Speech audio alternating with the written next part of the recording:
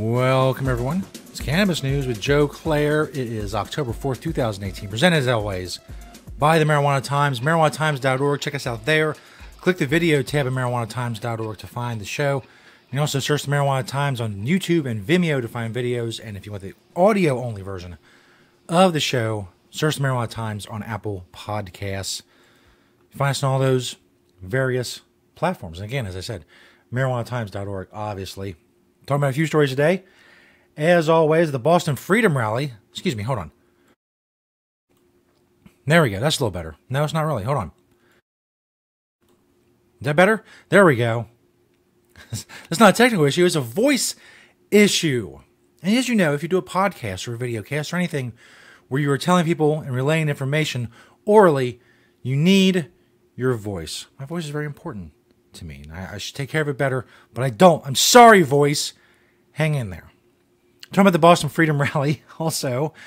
The vote for marijuana legalization in New Jersey is coming soon. I know we've said that many times. They've said that many times. But we'll say it again.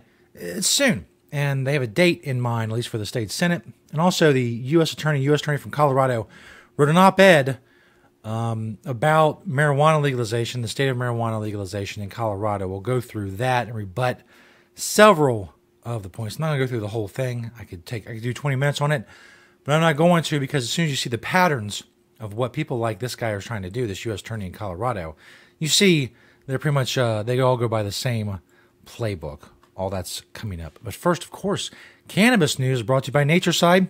Nature-side.com. Side is spelled C-I-D-E. Check out their organic, all-natural pesticides at Natureside. They're an awesome sponsor. Grow safe and poison-free. Don't use harmful chemicals on your grow. And if you are in a cannabis legal state when it comes to growing, you want to be regulatory compliant. You don't want to use harmful pesticides. You want to use Natureside. Go check them out. Nature-side.com. A proud sponsor of Cannabis News. This first story by yours truly over at marijuanatimes.org. Boston lawmakers say marijuana activists left a mess after the recent Freedom Rally. The Boston Freedom Rally was in the middle of last month in Boston on the Boston Common, as it always is. And apparently, and you can see some of the pictures on the story from a tweet from Jim Canales. There was a lot of trash and stuff left behind, according to the Boston Globe. There was also needles and a lot of grass damaged by vehicles. Boston Mayor Marty Walsh said in a statement, quote, and Marty Walsh, by the way, was against legalization in Massachusetts. He fought against it. He said, as a city, we take a tremendous pride in our public spaces, and the conditions we saw in the aftermath of this weekend's Boston Freedom Rally are both appalling and unacceptable. He said the Boston Common is a beloved place in our city, as it is America's first park, and we expect that all event organizers and vendors respect this public space because it belongs to all of us. For their part, the people who organized the rally, the Massachusetts Cannabis Reform Coalition, say that some vendors, although they agreed to clean up after themselves, did not clean up after themselves, and that they're willing to do and work with the city and do what they can with the city, including fencing in the event, having beefed up patrols for, like cleaning up patrols, and also to have harsher penalties for vendors who don't abide by their agreements. But some people are saying that they want them gone from the Boston Common. The Massachusetts Cannabis Reform Coalition says they will not broach that subject. They're going to keep it at the Boston Common. They're not going to agree to leave, but they will agree to other measures to make things go more smoothly. We'll see if that happens and what happens. Of course, we follow all these stories on Cannabis News, and if we have an update for you, we will bring it to you for you folks who go to the Boston Freedom Rally. This next story from NJ.com. A vote for legal weed in New Jersey coming on this day, according to a top lawmaker. Basically, State Senator Stephen Sweeney says he cannot see us not voting, meaning the state Senate, on marijuana legalization on October 29th. Now, he says he can't speak for the House and what they may do, but he is saying that, take it to the bank, set it in stone, write it in glass. I don't know, that's not a phrase, but it's not bad, right? Write it in glass. It's not even say it was great. I said it wasn't bad. October 29th, the state Senate in New Jersey will vote on marijuana legalization. It's been a bit of a delay. Phil Murphy took office as governor in January of this year. He ran on a platform. One of his platform planks was marijuana legalization.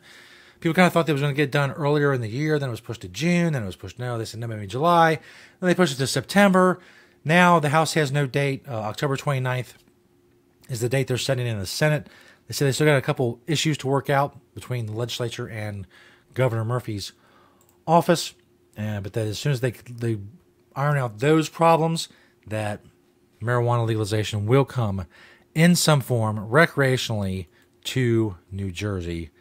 And again, as all stories, as I just said about the previous story, we continue to update you on these stories as updates become available. This last story from DenverPost.com, it's an op-ed by the U.S. Attorney in Colorado. Man, Denver Post, your website, I'm sorry, is not good. It is not good. It is constantly uploading something or doing something. Anyway, Bob Troyer, the U.S. Attorney for the District of Colorado, had a lot of things to get off his chest about marijuana legalization, apparently. I said, we're not going to go through all of them. I could spend 20 minutes just going point by point in this thing. But it's not necessary because, one, I'm not going to give this guy 20 minutes of my time. Second, once you see the pattern of people like this and smart approaches to marijuana, it's equal parts fear-mongering, what about the children, etc., and cherry-picking of statistics and studies. So in the beginning he says, in 2012, we were told Colorado would lead the nation on a grand experiment in commercialized marijuana. Okay. 6 years later, with 2 major injury reports just released, and the state legislature and Denver City Council about to consider more expansion measures, it's the perfect time to pause and assess some results of that experiment. Where has our breathless sprint into full-scale marijuana commercialization led Colorado? So we start in the beginning with the fear-mongering and the exaggeration. Breathless sprint into full-scale marijuana commercialization. 6 years from the vote to get where we are here. Over a year to get from the vote to retail sales. Many regulations passed in the last 6 years. So, but he wants you to think that, oh, we didn't take time to think about this. Like we have been talking about legalization for decades beforehand, and that other states had medical marijuana programs. California had a medical marijuana program for 16 years before Colorado voted on recreational legalization. So that's where they start. They say, oh, we didn't give this any thought. It was a breathless sprint. What a dumb analogy. From a dumb person. I'm sorry. This guy is dumb. Either that or he's lying on purpose. When you go through this whole thing, it can only be one of the two. His ignorance of cannabis and cannabis legalization and what's going on is astounding, which makes me lean towards the second option. He is purposefully putting out falsehoods about cannabis. And you see this with the cherry picking of the stats and the studies. Continuing, recent reports from the Rocky Mountain High Intensity Drug Trafficking Area, from Denver Health, from Energy Associates, from the Colorado Department of Revenue, and from the City of Denver should be enough to give everyone in the race pause. By the way, he does not link or give any reference to any of these studies at all, or any of this data. But I talked about the Rocky Mountain High Intensity Drug Trafficking Area thing in an article and on this show a couple weeks back. Here we go. Colorado's youth use marijuana rate is 85% higher than the national average. Before legalization, Colorado's youth rate was higher than the national average, and it's gone down since recreational legalization started. Now, marijuana-related traffic fatalities are up 151%.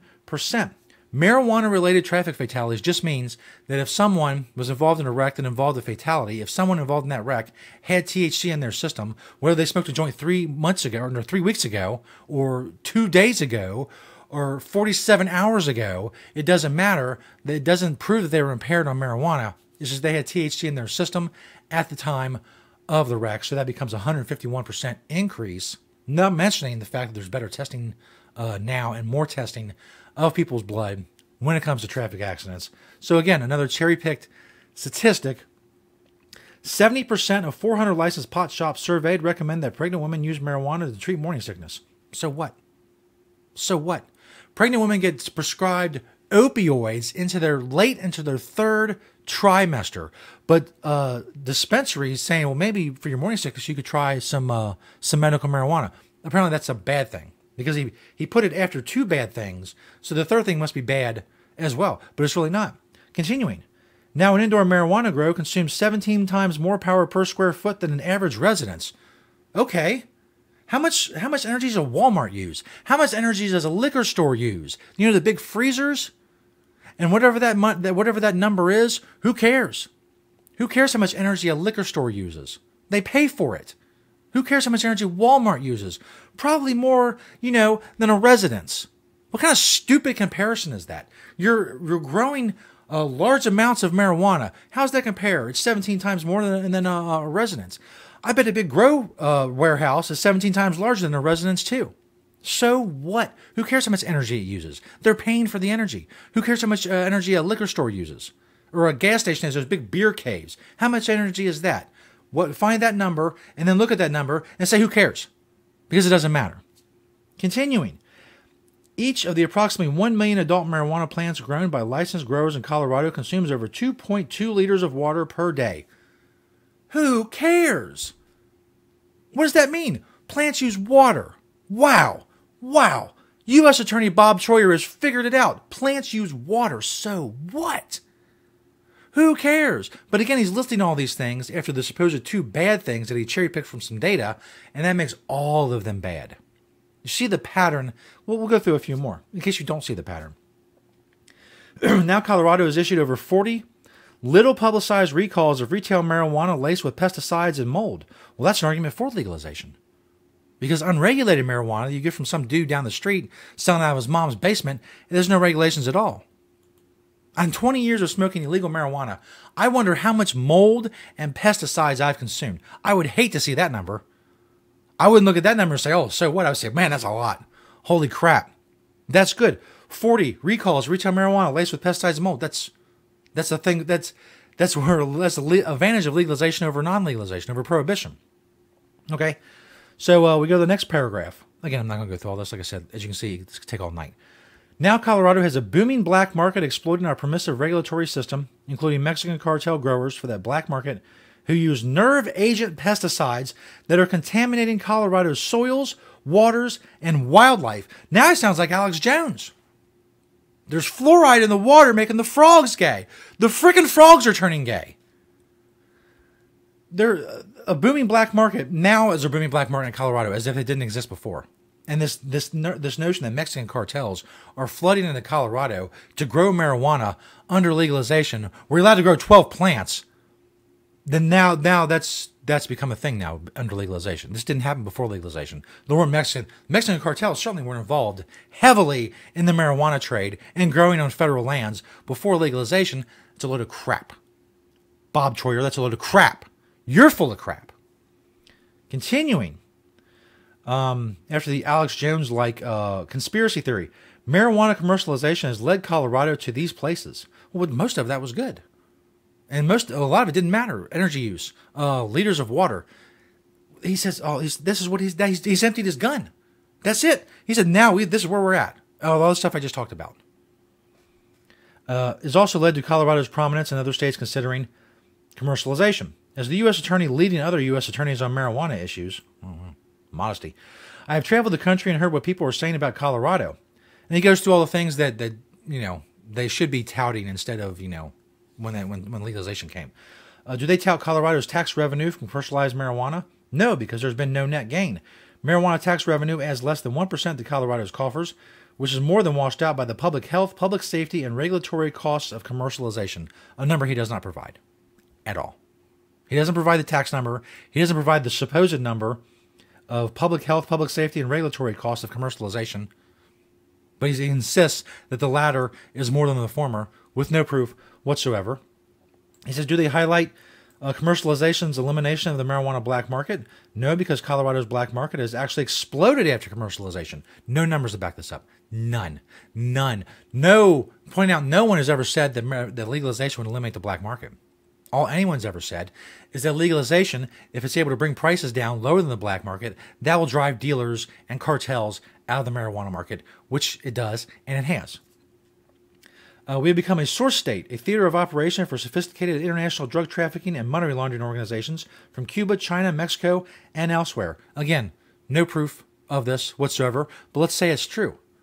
Those things were happening before legalization. Those things didn't happen as a result of legalization. They happen as a result of the demand for marijuana. And as legalization undercuts the prices of these cartels, they will be driven out of the business and driven to other products. Coke, guns, ivory horns from elephants, whatever. Whatever makes them money. They're cartels. That's what they do. They make money. And when marijuana is no longer profitable, cartels will no longer sell marijuana. Period. Do they promote our success in controlling production or containing marijuana within our borders?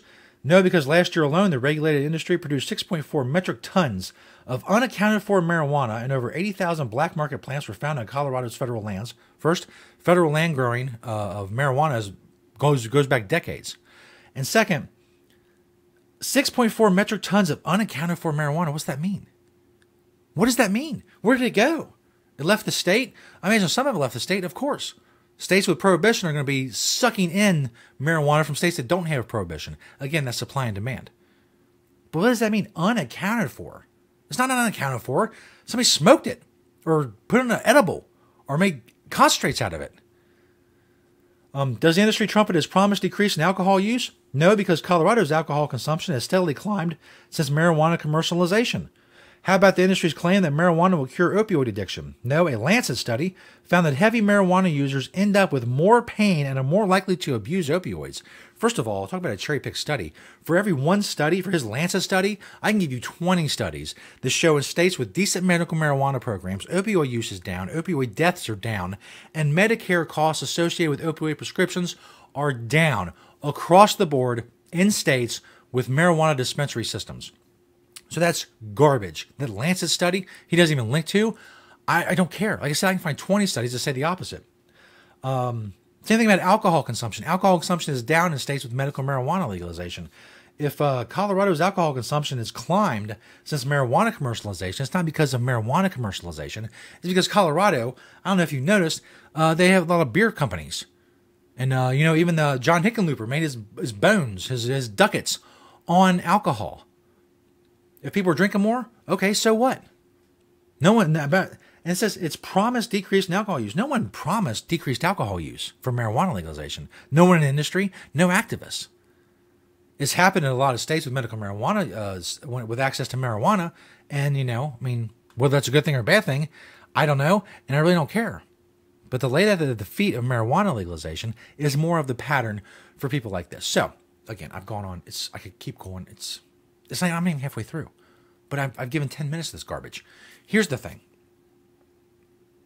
Problems with guys like this. This guy, he's allowed having whatever ignorant, lying opinion he wants of cannabis. Same thing with the a-hole in the Southern District of West Virginia, the a-hole in Utah. They were retweeting this stupid op-ed. It doesn't matter what their opinions are. What matters is they have the power to enforce their opinions with the law.